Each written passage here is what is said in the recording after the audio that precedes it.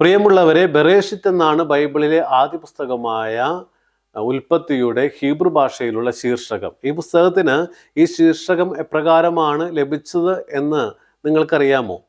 ഈ പുസ്തകം ഹീബ്രു ഭാഷയിൽ ആരംഭിക്കുന്നത് ഇപ്രകാരമാണ്: ബെറേഷിത്ത് ബാര എലോഹിം. ഈ പുസ്തകത്തിൻ്റെ ആരംഭത്തിലുള്ള ചില പദങ്ങൾ ചേർത്താണ് ഈ ശീർഷകം നൽകിയിരിക്കുന്നത്. ബെറേഷിത്ത് എന്ന് പറയുന്ന ഈ ശീർഷകത്തിൽ 2 പദങ്ങൾ നമുക്ക് കാണുവാനായിട്ട് സാധിക്കും. ബ എന്ന് പറയുന്ന ഒരു പദവും അതുപോലെ തന്നെ റേഷിത്ത് എന്ന് പറയുന്ന മറ്റൊരു പദവും. ബ എന്ന് പറഞ്ഞാൽ ഇൻ എന്നാണ് അർത്ഥം, ഇംഗ്ലീഷ് ഭാഷയിലെ പ്രിപ്പോസിഷനായ ഇൻ.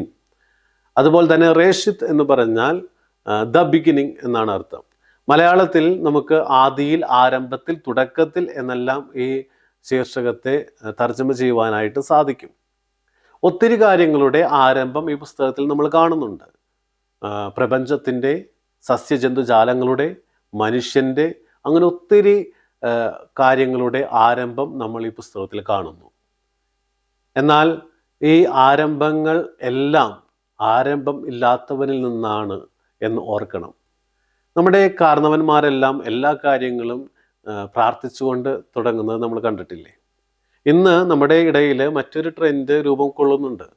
ദൈവത്തെ ഒഴിച്ചു നിർത്തിക്കൊണ്ട് പലതും ആരംഭിക്കുവാനുള്ള ഒരു ത്വര മനുഷ്യനിൽ ഉടലെടുത്തുകൊണ്ടിരിക്കുന്നു. പ്രിയമുള്ളവരെ, നമുക്കും നമ്മുടെ എല്ലാ കാര്യങ്ങളും ദൈവത്തോടൊപ്പം, ദൈവത്തിൽ നിന്ന് ആരംഭിക്കുവാനായിട്ട് സാധിക്കട്ടെ. എല്ലാവർക്കും നല്ലൊരു ദിനം ആശംസിക്കുന്നു. ദൈവം നിങ്ങളെല്ലാവരെയും സമൃദ്ധമായിട്ട് അനുഗ്രഹിക്കട്ടെ.